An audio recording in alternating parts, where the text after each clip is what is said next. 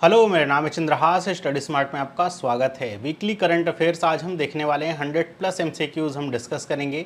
जो हमारे daily current affairs होते हैं उसके जो एमसीक्यूज़ होते हैं हम निकाल के लाते हैं। उसके अलावा और जो सवाल बन सकते हैं वो हम यहाँ पे डिस्कस करेंगे। तो ध्यान से देखेंगे, पूरा परफेक्ट आपका रिवीजन होगा पूरे हफ्ते में क्या कुछ घटा है। और अगर आपको डिटेल में न्यूज़ की चाहिए कि अच्छा पूरा डिटेल में समझना है तो आप जो डेली करंट अफेयर वाले सेक्शंस हैं ना, उन्हें आप फॉलो कर सकते हैं। तो आज हम 7 से लेकर के 13 तारीख के सारे करंट अफेयर डिस्कस करेंगे। आपको इसका पीडीएफ मिल जाएगा हमारे टेलीग्राम चैनल पे, वहाँ से जा कर के आप डाउनलोड कर सकते हैं। और अगर आपको सेशन अच्छा लगे तो आप सेशन को लाइक किए बिना मत जाइएगा। लाइक का मैं टारगेट रख रहा हूँ 50 लाइक्स का, और आई होप आप इसे पूरा कर देंगे क्योंकि बहुत मेहनत से आपके लिए ये वीडियो लाई जा रही है। तो पहले क्वेश्चन से स्टार्ट करते हैं। लिखा हुआ है कि justice Vidyut Ranjan Sarangi was sworn in as the 15th chief justice of which high court. तो कौन से हाई कोर्ट के 15th चीफ जस्टिस बने हैं? कौन? विद्युत रंजन सारंगी। तो ये हैं झारखंड हाई कोर्ट के। ए वाला ऑप्शन इसका करेक्ट है। अगला सवाल है, एनसीपीसीआर ने कौन से स्टेट को चाइल्ड लेबर फ्री जो है डिक्लेयर कर दिया है जो कि माइका माइंस में काम करते थे? तो ये राज्य है झारखंड। इसका भी जवाब झारखंड है। झारखंड की जो माइका की माइंस होती थी उसमें बहुत सारे जो चाइल्ड लेबर्स हैं वो काम करते थे। और चाइल्ड लेबर कहने का मतलब ऐसे बच्चे जिनकी उम्र 14 साल से कम होती है। और कुछ ऐसे जो क्षेत्र होते हैं जो बहुत ज़्यादा खतरनाक होते हैं, उसमें 18 साल से कम उम्र के जो बच्चे काम करते हैं उनको चाइल्ड लेबर की कैटेगरी में रखा जाता है। अगला सवाल है, किसने ब्रिटिश ग्रैंड प्रिक्स का जो खिताब है जीता है? तो ये हैं लंदन के ही लेविस हैमिल्टन, जो कि मर्सिडीज़, आपने देख रखा होगा ये निशान ऐसे 3 ऐसे बने रहते हैं ना एरो, मर्सिडीज़। तो मर्सिडीज़ कंपनी की तरफ से ये रेसिंग करते हैं, तो इन्होंने जीता है। अगला सवाल है, मसूद पेजेस्कियन बने हैं कौन से कंट्री के नए प्रेसिडेंट? तो ये हैं ईरान के नए इलेक्टेड प्रेसिडेंट। ध्यान रखिएगा, ईरान में जो प्रेसिडेंट होता है वो हाईएस्ट अथॉरिटी नहीं होता है। हाईएस्ट जो अथॉरिटी यहाँ पे हैं वो हैं अली खामनेई। तो उनके नीचे ये आते हैं प्रेसिडेंट। अगला सवाल है, ministry of culture initiate project dash for the 46th world heritage committee meeting.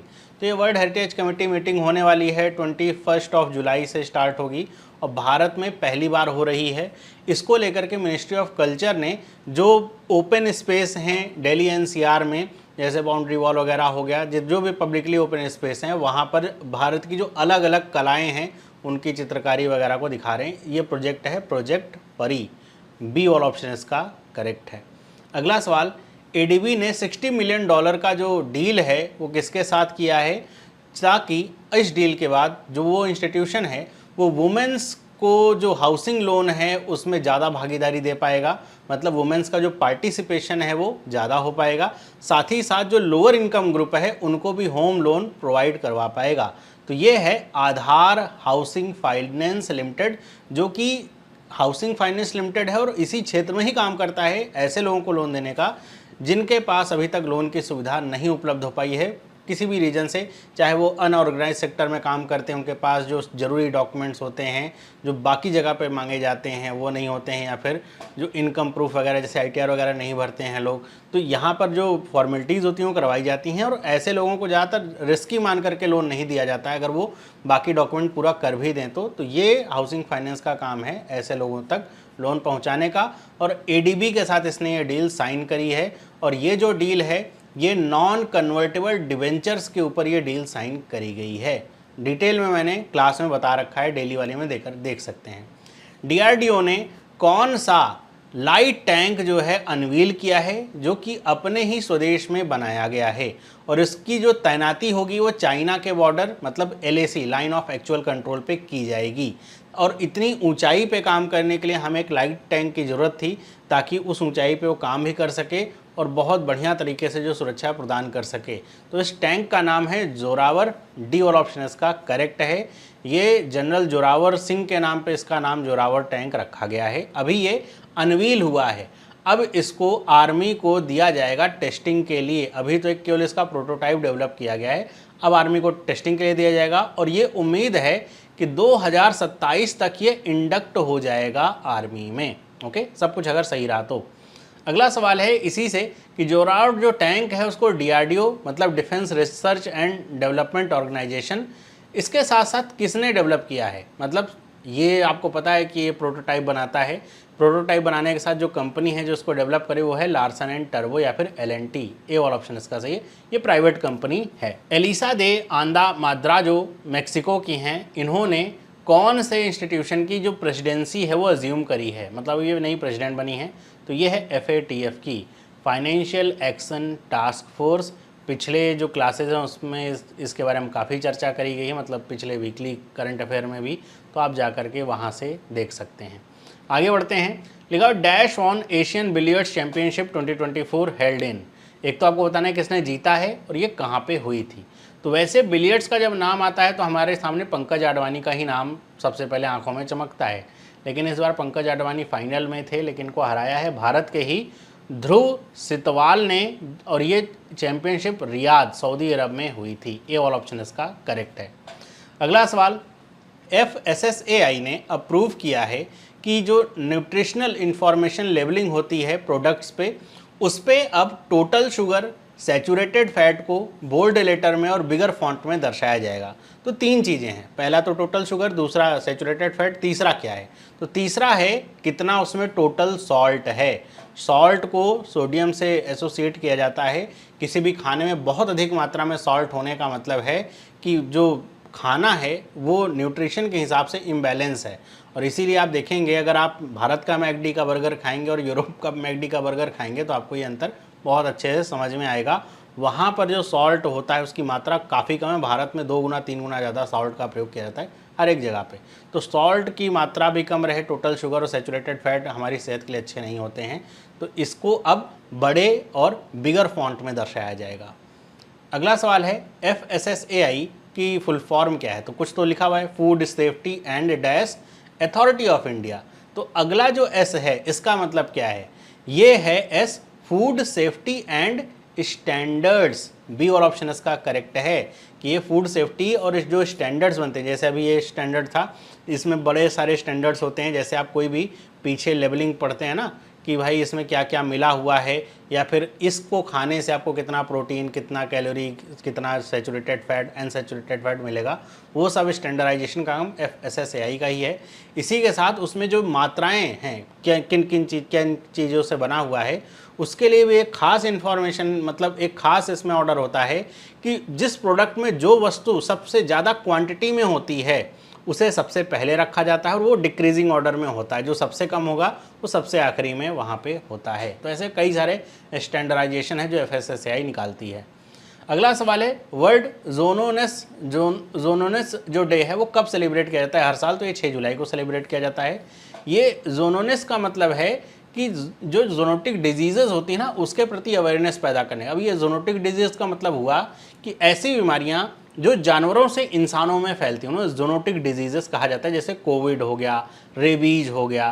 तो ये सब बीमारियों के प्रति अवेयरनेस पैदा करने के लिए डे हर साल मनाया जाता है। अगला सवाल है यूनियन कैबिनेट ने अप्रूव किया है signing off biodiversity beyond national dash agreement. तो आपको यहाँ पे शॉर्ट में BBNJ लिखा हुआ है, तो आपको इस J का मतलब बताना है।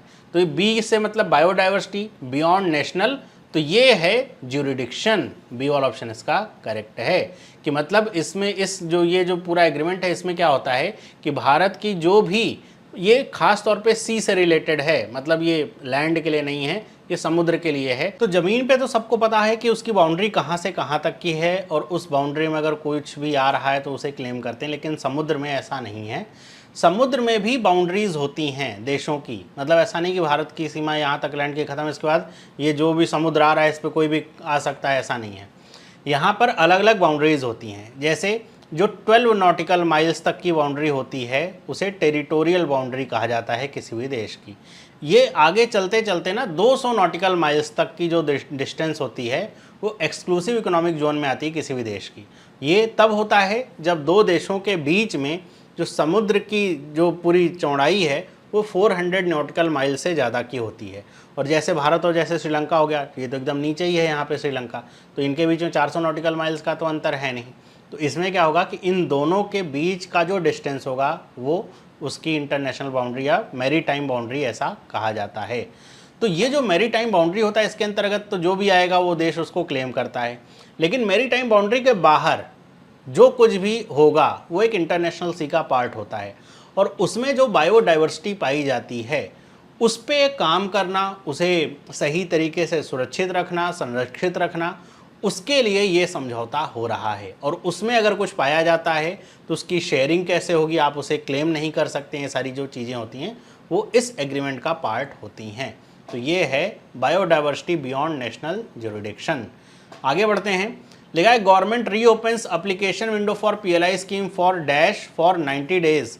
90 दिनों के लिए पीएलआई स्कीम कौन से तरह के जो गुड्स हैं या फिर इक्विपमेंट्स उनके लिए ओपन कर दी है। पीएलआई का मतलब होता है प्रोडक्शन लिंक्ड इंसेंटिव स्कीम, मतलब कि जितना आप प्रोडक्शन करेंगे भारत में उसके ऊपर आपको इंसेंटिव प्राप्त होगा, एक रिवॉर्ड सरकार देती है। लेकिन भारत में मैन्युफैक्चर करने के लिए और भारत में एम्प्लॉयमेंट और मेक इन इंडिया इनिशिएटिव को और अच्छा बनाने के लिए ये स्कीम लाई गई है, ताकि भारत में ही चीज़ें मैन्युफैक्चर हों, असेंबल ना हो, मैन्युफैक्चर हों और बने, भारत के लोग खरीदें, भारत के लोग उनकी कंपनियों में काम करें, पैसा मिले, सारी चीज़ें इंडिया में ही रहे।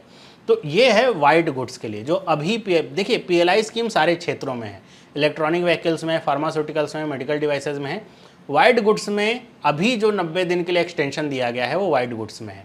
इसी से एक सवाल आपके मन में आएगा कि वाइट गुड्स का मतलब क्या होता है, कि वाइट गुड्स में कौन कौन से अप्लाइंसेज आते हैं। तो इसमें जो कंज्यूमर गुड्स वाली चीज़ें होते हैं, अप्लाइंसेज होते हैं ना, उनको रखा जाता है। कौन कौन से, अब आपको देखिए ऑप्शन दिया गया है। पहला है वॉशिंग मशीन, दूसरा एयर कंडीशनर, तीसरा है एलईडी लाइट्स।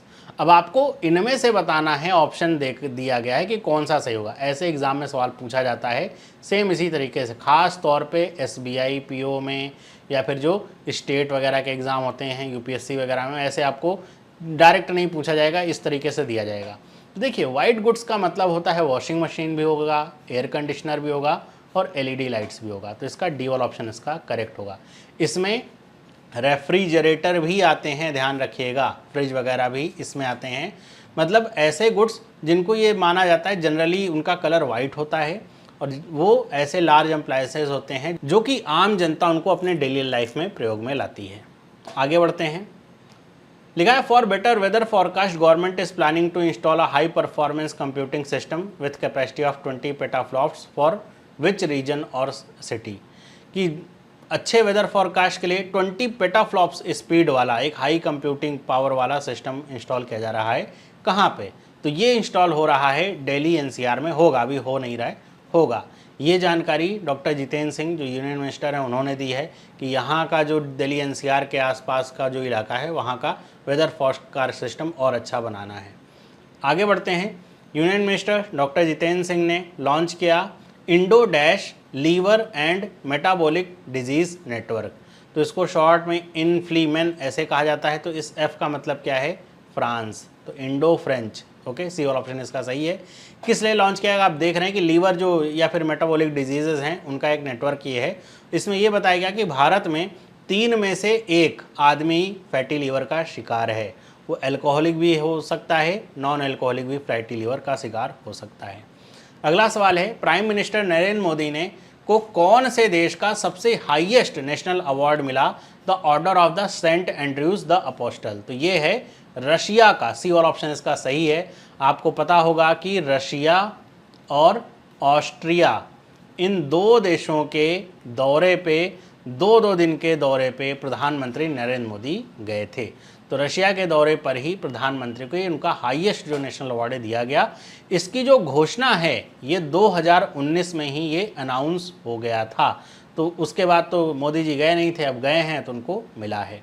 भारत के इकलौते ऐसे लीडर हैं जिनको ये अवार्ड दिया गया, ये भी इसमें इंपॉर्टेंट है। अगला, केवीआईसी ने सेट किया है नया record with 400% increase in sales in the last 10 years. KVIC का जो टर्नओवर है इस साल कितना लाख करोड़ रुपीज़ या 1000 करोड़ रुपीज़ क्रॉस कर गया?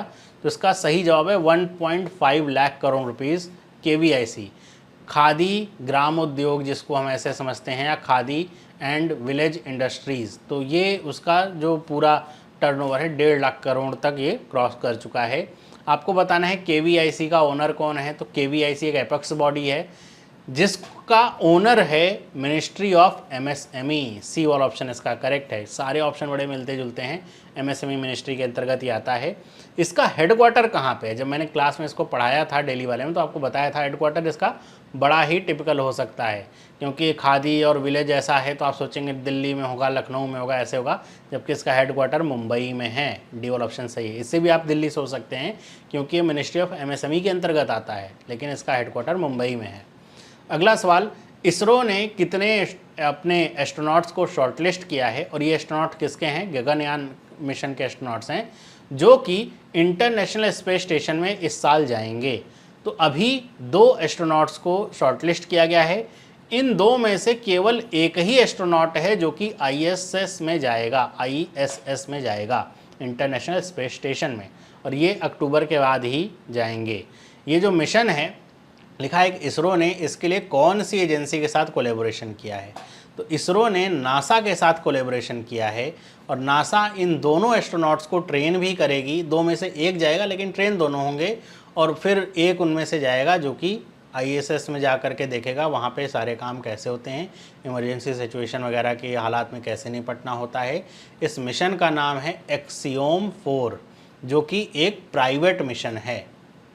ये आपका पब्लिकली फंडेड नहीं, प्राइवेट मिशन है एक्सियोम 4। ये अमेरिका की एक कंपनी है, नासा के साथ कोलैबोरेट कर रही है, उसके जो जेट हैं उससे ये जाने वाले हैं। अगला सवाल है, रिजर्व बैंक ऑफ इंडिया ने अनाउंस किया है quarterly order books inventories and capacity utilization survey. तो आपको बताना है कि ये जो सर्वे है ये कौन से सेक्टर में होता है। ये 2008 से आरबीआई कर रहा है। क्यों करता है यह सर्वे आरबीआई? ताकि जो मॉनेटरी पॉलिसी आरबीआई बनाए उसमें इसका जो डेटा है बहुत हेल्पफुल होता है।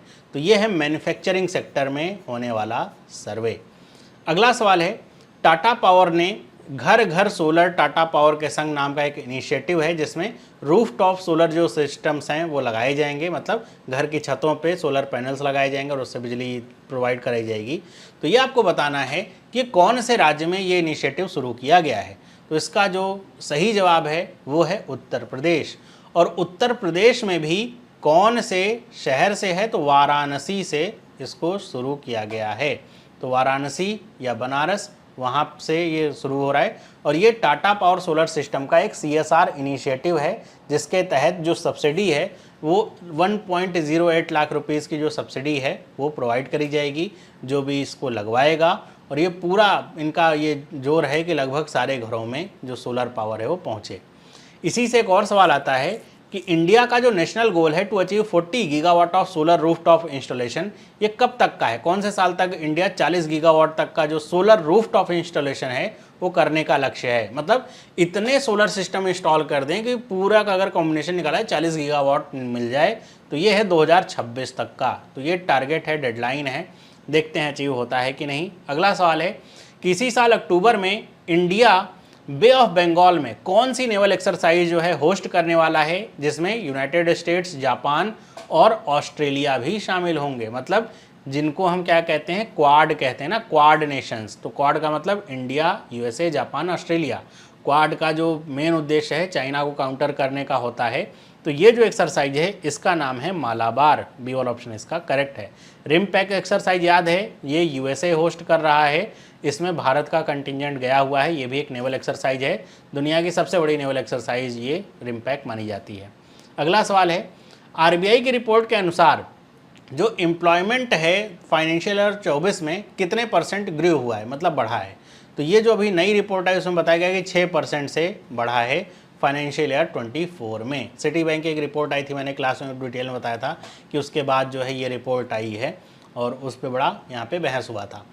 रोशनी नादर मल्होत्रा जो हैं कौन से कंपनी की चेयरपर्सन हैं जिनको ये जो हाईएस्ट सिविलियन अवार्ड है शेवेलियर दिला लीजन, ये knight of the legion of the honour, ये कौन से देश का है जो दिया गया है? तो ये नाम से ऐसा ऊट पटांग ऐसा जो जी उलझाने वाले नाम हैं, इनसे पता चल रहा है कि फ्रांस है। तो फ्रांस, ये मतलब फ्रेंच में लिखा है, तो फ्रांस का अवार्ड है।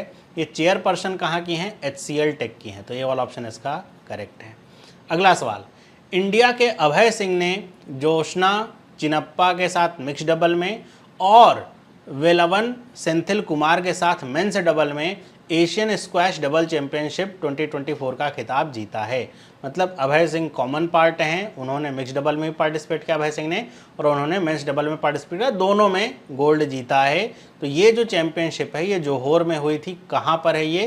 तो ये है मलेशिया में। तो सी वाला ऑप्शन इसका करेक्ट है। अगला सवाल लिखा हुआ है किसको ऑनर किया गया है बेस्ट एग्रीकल्चर स्टेट अवार्ड के लिए 2024 के लिए, और किसने दिया है? तो 15th agriculture leadership award committee के द्वारा इनको नामित किया गया, चयनित किया गया है। तो ये है महाराष्ट्र स्टेट को एग्रीकल्चर स्टेट अवार्ड मिला है। अगला सवाल है बीसीसीआई ने किसको अपॉइंट किया इंडिया के हेड कोच के तौर पे? तो ये हैं गौतम गंभीर। बी वाला ऑप्शन करेक्ट है। अगला सवाल कौन से गवर्नमेंट ने अनाउंस किया है मित्र वन को इस्टेब्लिश करने के लिए अंडर वृक्षारोपण जन अभियान 2024? तो ये राज्य है उत्तर प्रदेश में मित्र वन को का इस्टेब्लिशमेंट होगा, और ये लक्ष्य है कि 35 करोड़ जो सैपलिंग्स हैं वो यूपी और जो नेपाल का बॉर्डर है उसके जो डिस्ट्रिक्ट्स हैं वहाँ पे लगाए जाएंगे। अगला सवाल है कौन सा स्टेट बना है पहला ऐसा स्टेट जिसने रोड सेफ्टी एक्शन प्लान 10 साल के लिए अडॉप्ट किया है? तो ये स्टेट है राजस्थान। तो राजस्थान भारत का पहला ऐसा स्टेट है जो रोड सेफ्टी के लिए 10 साल का जो ये road safety action plan adopt कर रहा है। राजस्थान का लक्ष्य है इसके तहत कि 50% जो रोड एक्सीडेंट हैं उनमें कमी लाई जाए। तो ये राजस्थान करेक्ट आंसर है। अगला सवाल इसी से है कि इस रोड सेफ्टी एक्शन प्लान में राजस्थान की कौन सा ऑर्गेनाइजेशन हेल्प करेगा, और जिसके पास काफ़ी अच्छा डेटा है और वो कई सारे देशों में काम करता है? तो ये है वर्ल्ड बैंक। तो सी और ऑप्शन इसका करेक्ट है। वर्ल्ड बैंक इसमें हेल्प करेगा राजस्थान की। इससे एक और सवाल आ जाता है कि राजस्थान के जो चीफ मिनिस्टर हैं वो कौन हैं? तो अभी नए चीफ मिनिस्टर बने हैं भजन लाल शर्मा। अगला सवाल है किसने साइन किया है एग्रीमेंट किसके साथ? इंडियन रजिस्टर ऑफ शिपिंग के साथ, to develop a ship trajectory prediction tool to improve maritime safety. तो मैरीटाइम सेफ्टी को इम्प्रूव करने के लिए ship trajectory prediction tool develop करेगा कौन? आईआईटी बॉम्बे। बी वाला ऑप्शन इसका करेक्ट है। नेक्स्ट, डिपार्टमेंट ऑफ टेलीकम्युनिकेशन ने ड्राफ्ट रूल्स निकाले हैं डिजिटल भारत निधि के लिए, जो कि किसको रिप्लेस करने वाला है? तो डिजिटल भारत निधि रिप्लेस करने वाला है बी वाला ऑप्शन यूएसओएफ के लिए। तो पहले यूएसओएफ का इस्तेमाल किया जाता था सेम काम के लिए, अब डिजिटल भारत निधि उसको रिप्लेस करेगा। और डिजिटल भारत निधि का अच्छा एक सवाल इससे और है, फिर हम इसको थोड़ा सा डिस्कस करते हैं कि which of the following is the main objective of digital Bharat Nidhi. क्या ऑब्जेक्टिव है डिजिटल भारत निधि का? टेलीकम्युनिकेशन के क्षेत्र से रिलेटेड है, ये तो समझ में आ रहा है क्योंकि डिपार्टमेंट ऑफ टेलीकम्युनिकेशन ने इसको लॉन्च किया है। तो इसका काम क्या है? Provide necessary funding to BSNL? नहीं। Improve internet connectivity in rural and remote areas? Yes. Bridge the gap between 4G and 5G in India? नहीं। Provide funding and test platform for 6G services in India? नहीं। अभी तक जो इसका M है, objective है, वो बी वाला ऑप्शन है कि रूरल एरियाज या रिमोट एरियाज, इसको एक और नाम से जाना जाता है अंडर सर्व्ड, मतलब जहां पर अभी तक टेलीकॉम कंपनीज नहीं पहुंची हैं वहाँ पर टेलीकॉम कंपनीज जाएं, अपने टावर लगाएं, अपना इंफ्रास्ट्रक्चर लगाएं और वहाँ पर जो टेलीकम्युनिकेशन है उसको इस्टेब्लिश कर सकें, ताकि हर एक आदमी के पास जो फ़ोन जैसी बेसिक सुविधा है वो हो सके। क्योंकि एक हाथ में मोबाइल फ़ोन होने से ना बहुत सारी चीज़ें बदल जाती हैं। तो ये इसके लिए ये जो डिजिटल भारत निधि है काम करेगा, एक तरह का फंड है ये फंडिंग का काम करेगा, ऐसी कंपनियों को फंड देगा जो कि अंडर सर्व्ड एरियाज़ में अपना नेटवर्क इस्टेब्लिश कर रही हैं। और ये जो यहाँ पे फंडिंग प्रोवाइड कराई जाएगी डिजिटल भारत निधि के द्वारा, इसके लिए कुछ जैसे यूएसओएफ में प्रोविजंस थे कि जो टेलीकॉम कंपनीज़ हैं उनका जो भी एग्रीगेटेड जो प्रॉफिट होता था उसका 5% ऐसा लेकर किया जाए। तो मतलब वो इतना टेक्निकल जो टर्म है वो उतना इंपॉर्टेंट नहीं है, बस इतना आपको जान करके रखना है डिजिटल भारत निधि का क्या काम है। कंपनियां अंडर सर्व्ड एरियाज़ में ऐसा जाती नहीं है, रिमोट एरियाज़ में, क्योंकि उनको लगता है कि अगर हम 20 लाख रुपए खर्च करेंगे तो हमें उसका रिटर्न नहीं मिल पाएगा। तो उसी के लिए भारत निधि काम करेगा, हम फंड कर देते हैं, तुम करो काम। अगला सवाल, dash is going to set up a skill development university in a state. कौन सा स्टेट में स्किल डेवलपमेंट यूनिवर्सिटी इस्टेब्लिश होने वाली है? तो सी वाला ऑप्शन इसका सही है, तेलंगाना में। अगला सवाल, doctor Soumya Swaminathan has been appointed as the principal adviser at the union ministry of health and family welfare for the national dash elimination programme. कौन सी बीमारी के एलिमिनेशन प्रोग्राम के लिए डॉक्टर सौम्या स्वामीनाथन, जो कि डीजी रह चुकी हैं CSIR की, इनको अपॉइंट किया गया है प्रिंसिपल एडवाइजर के तौर पे। तो इसका ए वाला ऑप्शन सही है, TB, tuberculosis TB elimination programme के तहत इनको प्रिंसिपल एडवाइजर नियुक्त किया गया है। अगर हम बात करें कि भारत का क्या लक्ष्य है एलिमिनेशन ऑफ ट्यूबरकुलोसिस का, तो इसका सही जवाब है कि भारत जो है 2025 तक टीबी को खत्म करने का लक्ष्य लेकर के चल रहा है। तो 24 तो चल ही रहा है, आधा बीत भी गया, 25 तक का लक्ष्य है। और भारत में टीबी के केसेस बहुत ज़्यादा हैं, ऐसा नहीं कि बहुत थोड़ा सा बचा हुआ खत्म ही हो जाएगा, बहुत ज़्यादा केसेस हैं। टीबी एक इन्फेक्शियस डिजीज़ है जो ज़्यादातर जो हमारे लंग्स होते हैं ना उनको प्रभावित करती है। और अगर इसका सही मतलब ये है कि प्रिवेंटेबल है और क्यूरेबल भी है, लेकिन बस ये है कि दवाई आपको पूरी खानी पड़ेगी तब ये सही हो जाए। इसी से एक और सवाल आता है, और ये सवाल हमने क्लास में भी डिस्कस नहीं किया था, और यही फ़ायदा होगा आपकी वीकली क्लास के अटेंड करने का भी, बहुत सारी आपको चीज़ें पता चलेंगी कि elimination of tuberculosis is one of the sustainable development targets to be achieved by मतलब आपको बताना है कौन सी ईयर तक, बाय द वर्ल्ड, कि पूरी दुनिया का टारगेट क्या है टीबी को ख़त्म करने का, जो कि सस्टेनेबल डेवलपमेंट का भी एक टारगेट है, SDG के अंतर्गत आता है। तो ये जो ईयर है ये है 2030, ए वाला ऑप्शन इसका करेक्ट है। भारत का टारगेट 2025, पूरे वर्ल्ड का जो टारगेट है 2030, भारत भी उसी में आता है SDG में ही, मतलब अगर 2025 तक नहीं होगा तो 2030 तक करने का प्रयास करेंगे। एक MRA साइन हुआ है, म्यूचुअल रिकॉग्निशन एग्रीमेंट, इंडिया और कौन से देश के बीच में। इससे होगा क्या कि यहाँ के जो अब ये भी ध्यान रखना है कि ऑर्गेनिक प्रोडक्ट्स के लिए MRA साइन किया गया है कि इंडिया और ताइवान, डी वाला ऑप्शन इसका क्या है, करेक्ट है। इंडिया और ताइवान के जो प्रोडक्ट हैं, इंडिया के प्रोडक्ट ताइवान में आसानी से बेचे जा सकेंगे भारत की ब्रांडिंग के साथ कि ऑर्गेनिक प्रोडक्ट हैं, ताइवान के इंडिया में बेचे जा सकेंगे। तो ये म्यूचुअल रिकॉग्निशन एग्रीमेंट हुआ है। अगला सवाल, रक्षा राज्य मंत्री कौन है जिन्होंने GSGRSE accelerated innovation nurturing scheme जो है या गेंस 2024 इसको कोलकाता में लॉन्च किया। तो कहाँ पे लॉन्च किया, कोलकाता में। नाम क्या है इसका, गेंस 2024। और इसको रक्षा मंत्री पढ़ करके नहीं, रक्षा राज्य मंत्री पढ़ करके करेंगे तो पता चलेगा ये हैं संजय सेठ, इसीलिए इसको रखा गया है कि ज़्यादातर बच्चे जल्दबाजी में रक्षा मंत्री राजनाथ सिंह मारेंगे, चल बढ़ेंगे, लेकिन वो गलत हो जाएगा। अगला सवाल, नेशनल गोपाल रत्न अवार्ड किसके द्वारा इंस्टीट्यूट किए गए हैं, जिसके लिए जो नॉमिनेशंस हैं वो फाइल किए जा रहे हैं। तो इसको इंस्टीट्यूट किया है ministry of fisheries, animal husbandry and dairying ने, ए वाला ऑप्शन करेक्ट है। अगला सवाल, India leads global maritime discourse at IMO council session in, कि ये कहाँ पे जो है हो रहा है सेशन, तो ये हो रहा है लंदन में, जिसमें इंडिया लीड कर रहा है, सी वाला ऑप्शन इसका सही है। IMO इंटरनेशनल मैरीटाइम ऑर्गेनाइजेशन, इसका हेडक्वार्टर लंदन में ही है। अगला सवाल, किसने MSSRF के साथ एक MOU साइन किया हुआ है to work together for livelihood generation among rural tribal and farming communities, कि रूरल ट्राइबल और फार्मिंग जो कम्युनिटीज़ हैं उनके लिए लाइवलीहुड जनरेशन का काम करने के लिए, साथ में काम करने के लिए जो टेक्नोलॉजीज़ हैं, जो नए आइडियाज़ हैं वो उन तक उपलब्ध कराने के लिए एक तो ये NGO है MSSRF और दूसरा कौन है, तो ये है CSIR, सी और ऑप्शन सही है। और MSSRF अभी जो मैंने आपको बताया डॉक्टर सौम्या स्वामीनाथन, ये उन्हीं के NGO है और CSIR के साथ इसने MOU साइन किया है। CSIR का मतलब क्या होता है, तो ये है the council of scientific and dash research. तो I का मतलब क्या है, तो काउंसिल ऑफ इंफॉर्मेटिक्स रिसर्च नहीं, इंस्टीट्यूशनल रिसर्च नहीं, इंडस्ट्रियल रिसर्च, हाँ, सी वाला ऑप्शन इसका करेक्ट है।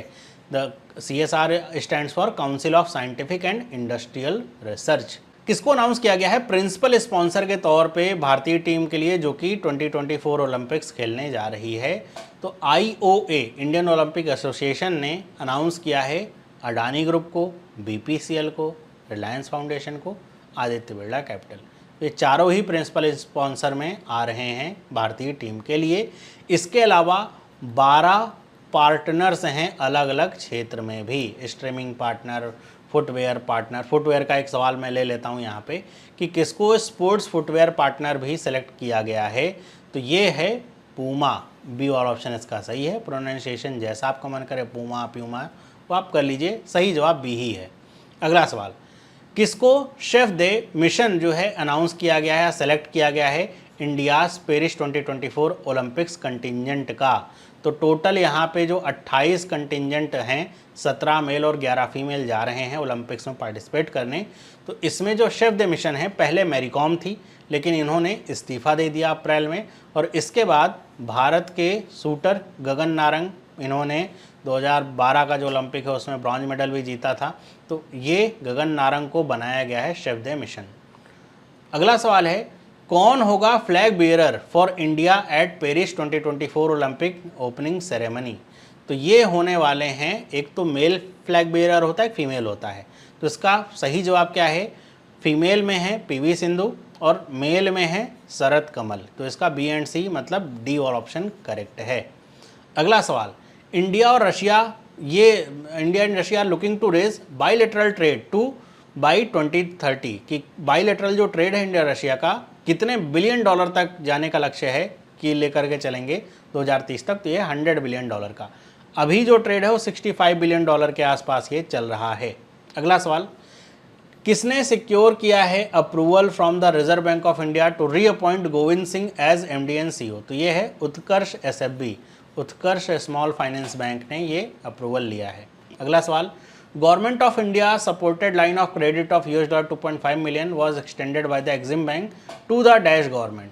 कौन से गवर्नमेंट को या कौन से सरकार को $2.5 मिलियन का लाइन ऑफ क्रेडिट दिया गया है? लाइन ऑफ क्रेडिट को क्रेडिट कार्ड की तरह समझिए, इतने का लोन नहीं है, लेकिन इतने का लोन हमेशा इनके लिए उपलब्ध होगा। इसमें से जितना ये लेंगे हमसे उतने पे ही इनको इंटरेस्ट देना पड़ेगा। तो ये है गयाना, डी वाला ऑप्शन इसका सही है। साउथ अमेरिका के मतलब स्थित ये देश है गयाना, जिसको दिया गया। इसमें कुछ शर्तें भी हैं, जैसे कि जो ये खर्च करेंगे या जो इनका जो पूरा कॉन्ट्रैक्ट होगा उसका 75% कॉन्ट्रैक्ट इंडिया से ही होना चाहिए, इंडिया के सप्लायर से ही होना चाहिए। और इसके अलावा इसमें ये भी है कि ये जो 2.5 मिलियन का लाइन ऑफ क्रेडिट है, ये सोलर रूफटॉप जो फोटोवोल्केनिक जो पैनल्स है ना, उनको इस्टेब्लिश करने के लिए दिया जा रहा है इंटरनेशनल एयरपोर्ट पे। गयाना की कैपिटल क्या है? गयाना की कैपिटल है जॉर्ज टाउन, ए वाला ऑप्शन इसका करेक्ट है। काराकास कैपिटल कहाँ की है? तो ये है वेनेजुएला की कैपिटल। बोगोटा कहाँ की है? कोलंबिया की कैपिटल। क्यूटो कहाँ की कैपिटल है? इक्वाडोर की कैपिटल है। तो ये सारी कैपिटल्स ही हैं, जिसमें जॉर्ज टाउन है गयाना की। अगला सवाल, रशिया ने अप्रूव किया है schedule for the creation of Russian orbital station by, कि अब रशिया जो है जैसे इंटरनेशनल स्पेस स्टेशन है वैसा अपना जो ऑर्बिटल स्टेशन है वो वहाँ पे बनाने जा रहा है स्पेस में। तो इसका जो शेड्यूल है वो कब तक का है, कब तक बना लेगा? तो ये है 2033, 2033, क्योंकि आईएसएस जो है वो रिटायर हो जाएगा 2030 तक, मतलब उसको डीऑर्बिट कर दिया जाएगा। अगला सवाल, आरबीआई ने किसको परमिट करी है कि मतलब बैंकों को परमिट किया है कि वो brick work rating India private limited की जो रेटिंग्स हैं उनका इस्तेमाल कर सकता है कितने रुपए तक के लोन के लिए? तो ये अभी जो रेटिंग है वो सी है, 250 करोड़ रुपए तक के लोन के लिए इनकी जो रेटिंग है इस्तेमाल कर सकता है। पिछले साल इनको बैन कर दिया गया था, सेबी ने लाइसेंस कैंसिल कर दिया था, फिर से शुरुआत हुई है, उम्मीद करते हैं ठीक ठाक चले। किसने अपॉइंट किया है अरुण कुमार बंसल को अपना एमडी एंड सीईओ? तो ये है पेटीएम पेमेंट्स बैंक, सी वाला ऑप्शन करेक्ट है इसका। अगला सवाल, इंडियन एयरफोर्स का जो कंटिजेंट है वो royal Australian air force base Darwin Australia में पहुंचा है पार्टिसिपेट करने के लिए कौन सी एक्सरसाइज में? तो ये एयरफोर्स की मल्टीनेशनल एक्सरसाइज है, केवल इंडिया ऑस्ट्रेलिया नहीं है इसमें बाकी और भी यहाँ पे 20-22 देश यहाँ पे होने वाले हैं। तो ये है ए, पिच ब्लैक 2024 ये एक्सरसाइज है, ये हर 2 साल पे होती है। अगला सवाल, aim to nurture industries specially MSMEs and startups in defence aerospace sector, how many new projects DRDO sanctions to private sector under technology development fund scheme? तो टीडीएफ स्कीम के तहत डीआरडीओ ने कितने सारे जो प्रोजेक्ट हैं वो प्राइवेट जो कंपनीज इस डिफेंस के सेक्टर में काम कर रही हैं उनको नर्चर करने के लिए और आगे बढ़ाने के लिए अब उनका जो ट्रांसफ़र है वो किया गया है। तो ये है 7 प्रोजेक्ट। तो 7 प्रोजेक्ट अभी हाल फिलहाल में डीआरडीओ ने दिए हैं प्राइवेट कंपनीज़ को कि अब वो इनकी लाइसेंसिंग और जो भी कार्यविधि है सबको लेकर के, जो टेक्नोलॉजी है लेकर के उनका जो प्रोडक्शन है वो करेंगी। और जहाँ पे इंडियन आर्मी में, एयरफोर्स में, नेवी में जिस तरह का प्रोडक्ट होगा, जहाँ पे ज़रूरत होगी वो वहाँ पे उसको प्रोवाइड करवाएंगी या फिर ये जो सेनाएँ हैं यहाँ से प्रोक्योर करेंगी। अगला सवाल है, वर्ल्ड पॉपुलेशन डे कब मनाया जाता है? तो 11 जुलाई को मनाया जाता है। भारत जो है दुनिया का सबसे पॉपुलस देश बन चुका है, तो ये भी आपको याद रखना चाहिए। Financial inclusion index FI index जो है वो मार्च 2024 में बढ़ करके कितना हो चुका है, तो इसका सही जवाब है 64.2 हो चुका है। ये इंडेक्स 0 से लेकर के 100 तक में काम करता है। 0 का मतलब बैड होता है, ख़राब हो गया, कि मतलब फाइनेंशियल एक्सक्लूज़न हो गया। 100 का मतलब सबसे बेस्ट है कि पूरी तरीके से हमने जो बैंकिंग की सुविधाएं हैं हर एक व्यक्ति तक पहुंचा दी है, तो 100 हो जाएगा। तो ये जो इंडेक्स अब लॉन्च किया गया है 64.2 पे पहुंच रहा है, मतलब ये हर साल आगे बढ़ ही रहा है।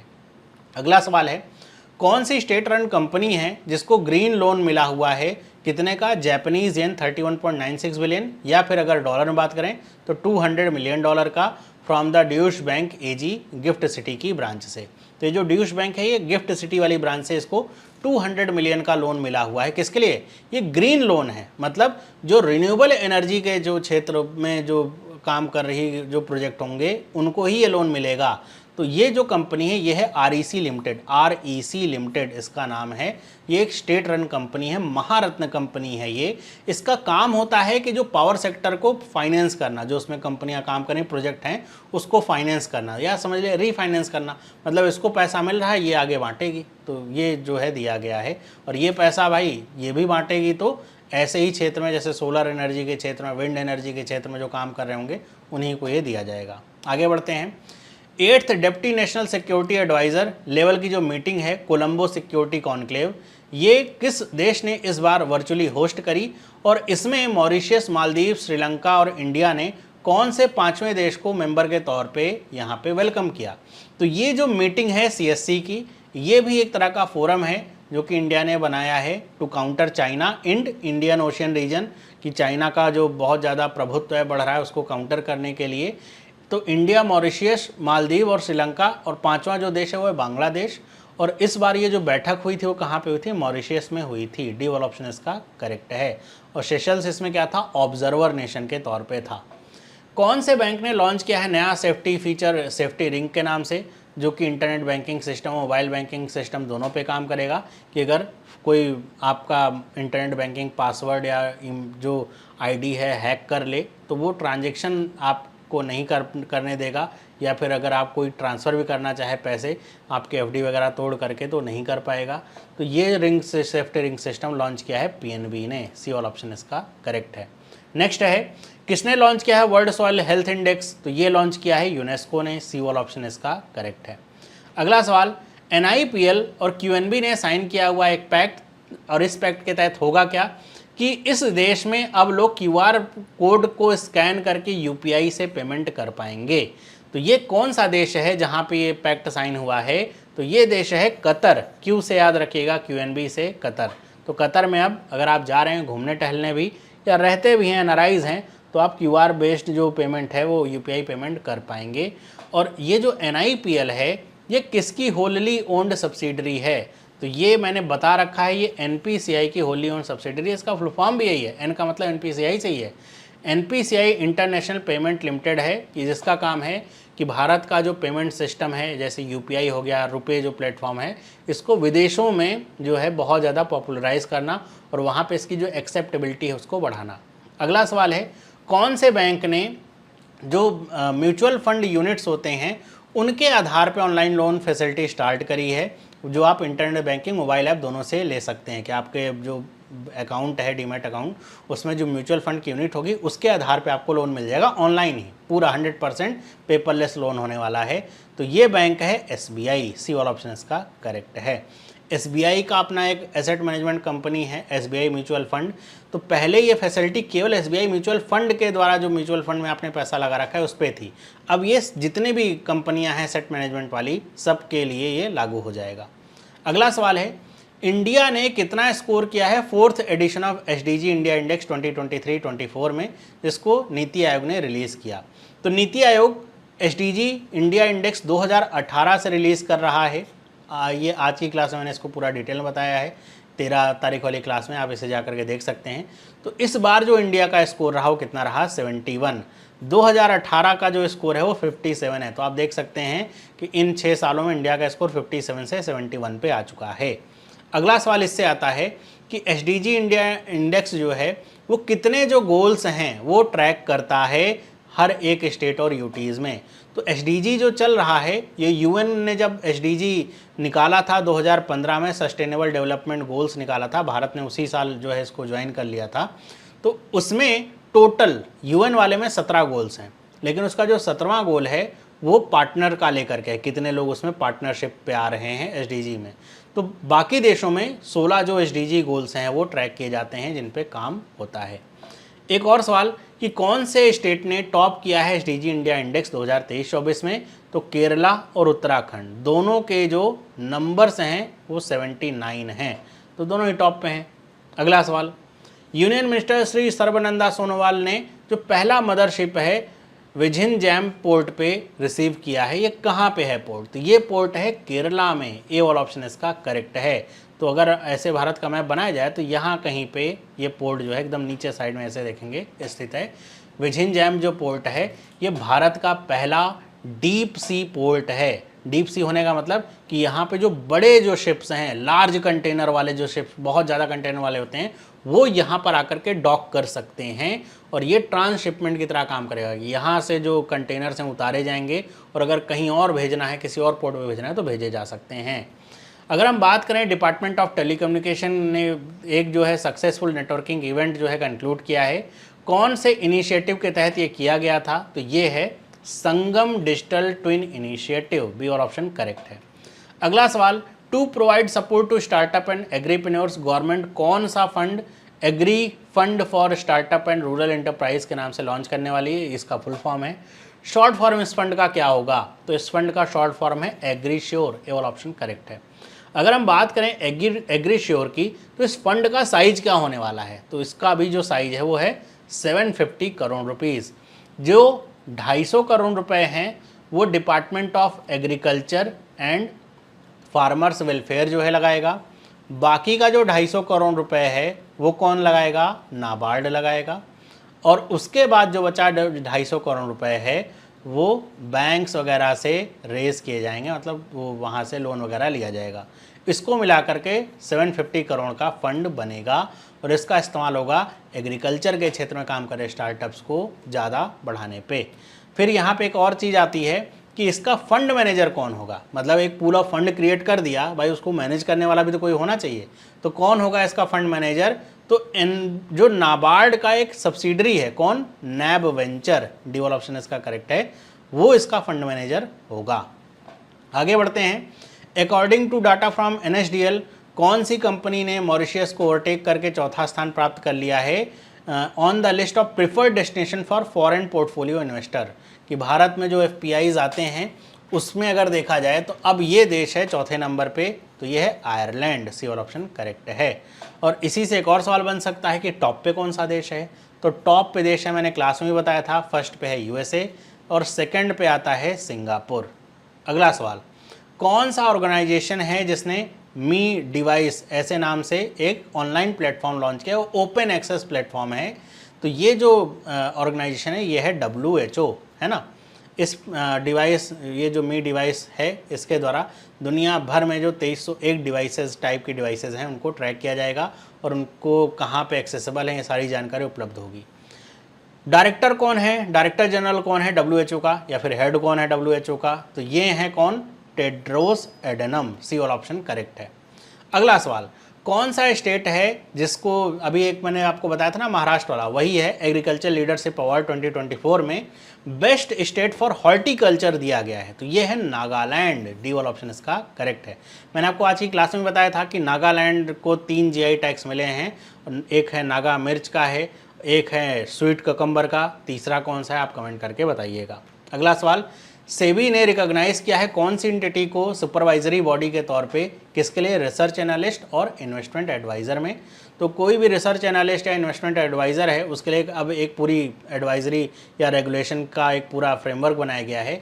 तो उसके तहत अब BSE जो लिमिटेड है, बॉम्बे स्टॉक एक्सचेंज, वो सुपरवाइजरी बॉडी का काम करेगा। मतलब उनको उनका रजिस्ट्रेशन करना, मॉनिटर करना और अगर कुछ गलत करें तो डिसिप्लिनरी एक्शन भी लेना BSE का काम होगा। और इसी में अगर बात करी जाए कि BSE को जो सुपरवाइजरी बॉडी बनाया है सेबी ने, कितने साल के लिए? तो तो इसकी टाइम लिमिट है 5 साल की, मतलब अभी 5 साल के लिए बनाया गया है, अगर अच्छा रहा तो आगे बढ़ाया जाएगा।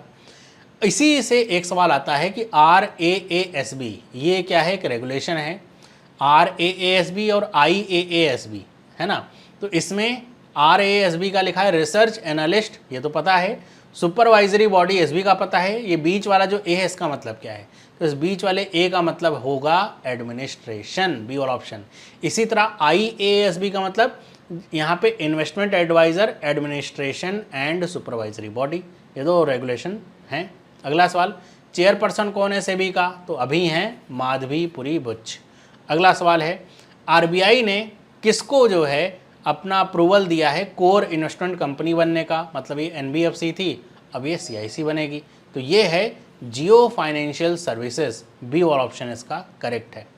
नेक्स्ट सवाल है कि RBI के अनुसार ऐसी CICs जिनका जो एसेट साइज है कितने करोड़ रुपए से या तक या उससे ज़्यादा होना चाहिए, तो उनको systematically important core investment company का दर्जा मिलेगा। तो इसका सही जवाब है 100 करोड़ रुपीज़, मतलब वो CIC जो 100 करोड़ रुपीज़ से ज़्यादा का या 100 करोड़ रुपीज़ या उससे ज़्यादा का एसेट उसके पास है, मैनेज कर रही है, तो वो सिस्टमेटिकली इम्पॉर्टेंट जो है CIC बन जाएगी। इंडिया और कौन से देश ने एग्री हुए हैं कि वो साथ में मिलकर के काम करेंगे in the area of climate change, air quality, forest, wild life management, capacity building के लिए, तो ये है इंडिया और भूटान, बी वाला ऑप्शन इसका करेक्ट है।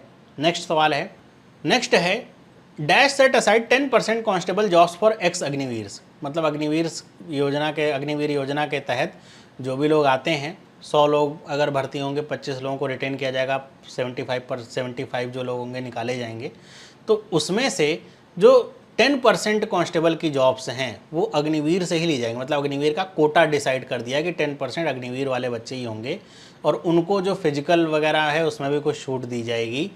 किसने ये किया है, CISF ने, BSF ने, SSB ने, RPF ने।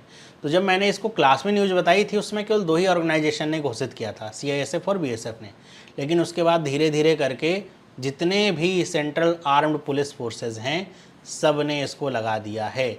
ये सारी SSB हो गया, RPF हो गया, CRPF हो गया, सब ने कह दिया 10% जो है कांस्टेबल जॉब जो है अग्निवीर के लिए रहेंगी। अगला सवाल लिखा है, UNESCO has approved the designation of dash, कितने को का बायोस्फीयर हैं, जिन नए बायोस्फीयर हैं जिनको डेजिग्नेशन दिया गया है यूनेस्को के द्वारा 11 कंट्रीज़ में। तो जितनी कंट्रीज़ हैं उतने ही बायोस्फीयर रिजर्व हैं नए, जो कि यूनेस्को की लिस्ट में शामिल हो चुके हैं, और टोटल अब 759 बायोस्फीयर रिजर्व्स हो चुके हैं। इंडिया में कितने हैं यूनेस्को रिकॉग्नाइज, तो इंडिया में 12 हैं, सी वाला ऑप्शन करेक्ट है। टोटल अगर मैं बात करूं तो टोटल इंडिया में 18 बायोस्फीयर रिजर्व हैं, उसमें से 12 यूनेस्को रिकॉग्नाइज्ड हैं। अगला सवाल, कौन सी एसेट मैनेजमेंट कंपनी है जिसने इंडिया का पहला tourism index mutual fund launch किया है, तो ये कंपनी है टाटा एसेट मैनेजमेंट कंपनी। अगला सवाल लिखा है, सेकंड कौन सा वो ऑर्गेनाइजेशन है जिसके फॉरेन मिनिस्टर्स का रिट्रीट या बैठक हुई थी, जो कि अब न्यू दिल्ली में कंक्लूड हो चुकी है, 2 दिन की थी, तो ये है बिम्स्टेक, ए और ऑप्शन इसका करेक्ट है। बिम्स्टेक की फुल फॉर्म मैंने आपको बता रखी है, याद होगा तो कमेंट करके बताइएगा। RBI ने अलाउ किया है रेजिडेंट इंडियंस को कि वो ओपन कर सकते हैं फिक्स डिपॉजिट जो अकाउंट है, वो फिक्स डिपॉजिट अकाउंट कौन सी करेंसी में ओपन कर सकते हैं, at gift city IFSC under LRS scheme. अभी बताया था LRS स्कीम में कुछ ईज दी गई है, और इसके तहत अब जो भारतीय हैं वो ओपन कर सकते हैं फिक्स डिपॉजिट जो अकाउंट हैं, किसमें, डॉलर में, सी वाला ऑप्शन इसका करेक्ट है। और डॉलर में सिर्फ ओपन ही नहीं कर सकते हैं अकाउंट, अब ये इन्वेस्टमेंट भी कर सकते हैं। पहले जो कि लिमिटेड था कि केवल जो पढ़ाई के लिए आप पैसा भेज सकते हैं, वो अब इन्वेस्टमेंट के लिए भी ओपन कर दिया गया है। इसी में एक और क्वेश्चन आता है कि जो LRS स्कीम है उसके तहत जो इंडियन रेजिडेंट हैं वो कितने रुपए तक का जो फंड है वो ट्रांसफ़र कर सकते हैं 1 साल में इंडिया से बाहर। तो इसका सही जवाब क्या है, 250,000 या कह सकते हैं 2.5 लाख US डॉलर ट्रांसफ़र कर सकते हैं आउटसाइड ऑफ इंडिया। जो भी ईज दिया गया है ना LRS स्कीम में, उसमें ये लिमिट को नहीं बदला गया, अभी भी लिमिट उतनी ही है। अगला सवाल, चेयरमैन कौन है DRDO के, क्योंकि DRDO की बहुत सारी न्यूज़ हैं, तो चेयरमैन कौन है, समीर V कामत, बी और ऑप्शन इसका करेक्ट है। एक सवाल आपके लिए है, LRS की फुल फॉर्म अगर याद होगी तो कमेंट करके मुझे आप बताइएगा। तो आज की इस क्लास में इतना ही। मैंने आपको पूरे हफ्ते के करंट अफेयर बहुत फटाफट एकदम रिवाइज करवा दिए हैं, डिटेल में भी जहाँ पे लगा तो बता दिया है। बाकी फुल डिटेल जानना है तो आप डेली क्लासेस देखिए, प्लेलिस्ट का लिंक आपको मिल जाएगा। क्लास अगर अच्छी लगी तो वीडियो को लाइक ज़रूर कर दीजिएगा। आपका एक लाइक हमारी ये जो मेहनत होती है इसको बहुत सफल बना देती है।